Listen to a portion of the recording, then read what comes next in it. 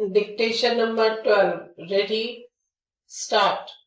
Sir, the question of free and compulsory primary education can only be neglected at our peril. Reference was made to Article 45 of the Constitution, wherein 10 years period was provided within which free and compulsory primary education was to be introduced. I am very sorry the importance of this was not recognized. Sir, in this country, when universal franchise was granted, the peril of granting that universal franchise was understood, and in spite of understanding that risk was taken. So the verdict of the people today is not the considered opinion of the people, but it is an expression of faith. If anybody is prepared to say today that when elections are held, we see the considered opinion of the people, I would say he is sadly mistaken.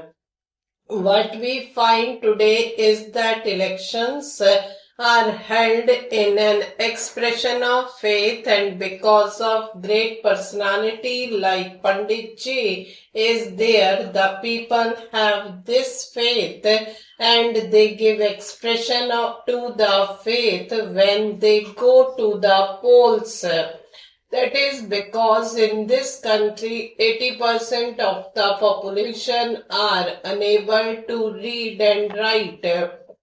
Therefore, it is not possible for them to come to a decision after taking all the pros and cons of the situation. Instead of realization of this fact, it has not been possible, maybe for good reasons, to introduce free and compulsory primary education in this country, and the period stipulated has been extended. In this country, there have been violent demonstrations. We have introduced democracy in this country, but every man and woman in this country must realize the implications of democracy.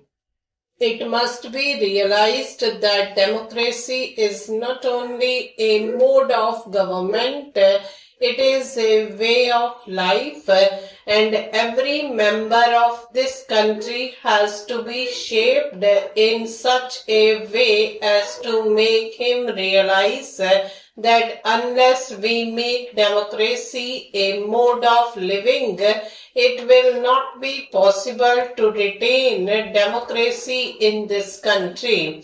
In recent years, we have found violent demonstrations on a number of questions, and that is only on account of the fact that there is almost 80% illiteracy and there have been disparities.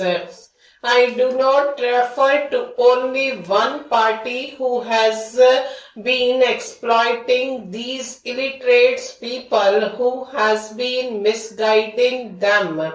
Therefore, the question of free and compulsory primary education in the light of this background in this country deserves greater attention than what it has got so far.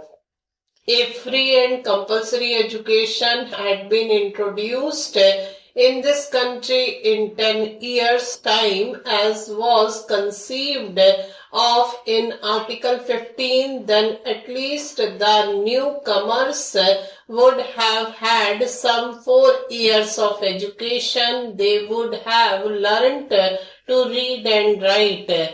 In this country, during the last 10 or 11 years, more than 7 crores of people have come to this age, and the majority of them have not been able to read and write at least their own language.